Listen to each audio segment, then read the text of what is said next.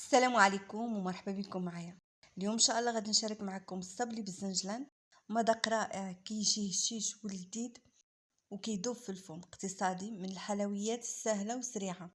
فإذا كانت اول مشاهده للقناه مرحبا بكم، تشاركوا في القناه وفعلوا الجرس باش يوصلكم الفيديوهات ديالي، كذلك ما تنسونيش من لايك للتشجيع.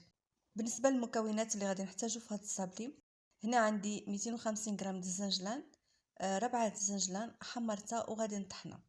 وها هو الدسنجلان ديالنا من بعد ما طحنته غادي نخليه على جنب. في هذا الاناء ضفت 250 غرام د الزبده، ربعه ديال الزبده، زديت عليها قبصه د الملح وغادي نزيد كاس الا ربعه د السكر كلاصي. كنخلط مزيان السكر مع الزبده حتى كنحصلوا على واحد القوام كريمي وكيذوب لنا السكر. هنا يمكن انا نعملو كاس معمر ديال السكر، ولكن انا نقسم الكميه د السكر على حقاش غادي نزينوها بالشوكولات باش ما تجيناش حلوه بزاف. غنستمر كنخلط السكر مع الزبده حتى كنحصل على هذا القوام هذا كريمي. ودابا غادي نزيد 4 كاس ديال المزهر، نخلط مزيان المزهر مع الزبده وغادي نضيف ملعقه صغيره ديال القرفه ونزيد الزنجلان. الكميه ديال الزنجلان قد الكميه ديال الزبده، عندنا 250 غرام ديال الزبده، زديت عليها 250 غرام ديال الزنجلان. كنخلط مزيان الزنجلان مع الزبده حتى كيندمج مع الزبده.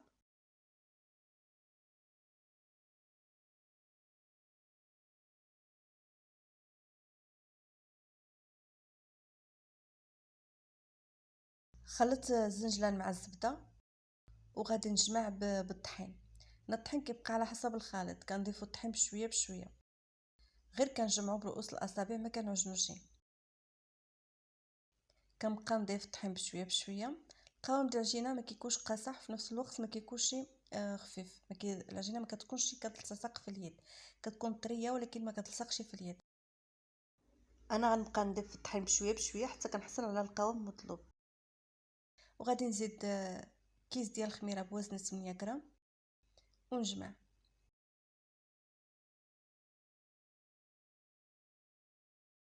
وهذا هو القوام اللي حصلت عليه، عجينه رطبه ولكن ما كتلتصقش في اليد.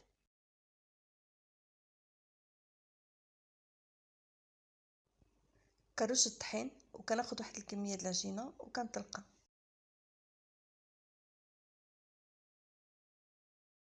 هنا السمك د العجينه ما كيكونش رقيق، كنخليو العجينه شويه غليظه.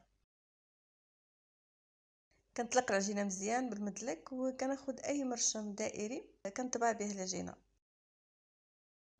انا خديت واحد الكاس صغير وطبعت به.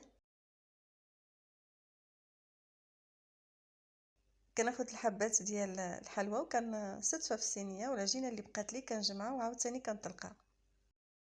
وغادي نستمر بنفس الطريقه حتى كنكمل الكميه كلها د العجينه. هاد العجينه هذه كناخذها وكنجمعها وعاوتاني كنعاود نطلقها ونطبعها. هاد الحلوى كتجي لذيذه وهشيشه، ومذاق الزنجلان والقرفه كيجي فيها رائع مع المزهر. كتجي بنينه بنينه بزاف. انا اكيد الا جربتوها غتنال الاعجاب ديالكم. كنرش الطحين وكنطلق العجينه. هنا دائما كنعاون بالطحين، كنرش الطحين باش ما كتلصقليش العجينه في سطح العمل، يا اما كتطلقوها ما بين جوج بلاصتيكات.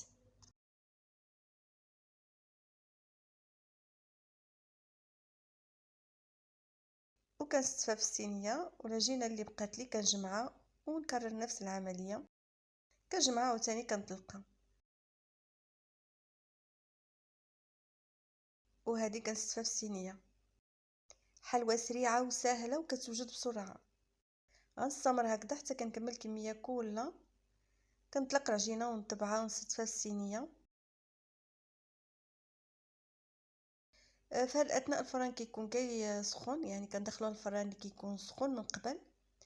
انا شعلت الفران وعاد بديت كنشكل في الحلوى، حيت هي دغيا كتوجد على بال ما يسخن الفران، نكون انا ساليت الصينيه الاولى وندخلها الفران. كنستف العجينه وغادي نطلق العجينه الاخرى ونكمل. ودابا كندخلها للفران اللي كيكون مسخن من قبل على نار متوسطه. كنحمرها من تحت ومن بعد كنحمرها من فوق، وها هي دي من بعد ما خرجناها من الفران. كتبقى محافظه على الشكل ديالها وكتجي شويه هكذا غليظه. خديت الشوكولات ذوبته بحمام مائي، زديت على شويه ديال الزيت نباتيه باش كيعطيه اللمعه. كنحط الحلوى فوق الفرشيطه وكنفرغ عليها القليل من الشوكولات، كنقطرها مزيان وكنحطها فوق بلاستيك غذائي وكندفعها بالفرشيطه باش كيحيد لنا الفائض ديال الشوكولات. انا هنا استعملت شوكولات كالا، وكنكرر نفس العمليه حتى كنكمل الكميه كلها. كناخذ الحبه ديال الحلوى كنحطها فوق الفرشيطه، كنفرغ فوق منها الشوكولات، كنقطرها مزيان، كنوضعها فوق البلاستيك غذائي وكندفعها شويه هكذا بالفرشيطه باش كيحيد منها داك الفائض ديال الشوكولات. هنا من بعد ما نشفت لي كناخذ شوكولات اسود وكنعمل بها هاد الخطوط هكذا في الجنب وفي نفس الوقت كنرش العقيق وكنزين بالعقيق ذهبي. وهاد العمليه كنقوم بها بسرعه حيت الشوكولات دغيا كيجمد. ومن الافضل ناخذوا كل حبه كنزينوا هكذا بالشوكولات ونرشوا عليها العقيق. وهو دا الشكل ديالها من بعد ما نشف الشوكولات. حلوه سهله سريعه هشيشه كتذوب في الفم. المذاق ديال الزنجلان والقرفه والمزهر والشوكولات كيجي رائع، كتجي بنينه بزاف. كنتمنى المحتوى ينال الاعجاب ديالكم، فإلا عجبكم بارطاجيو الفيديو مع الاصدقاء والاحباب. شكرا لكم والى اللقاء.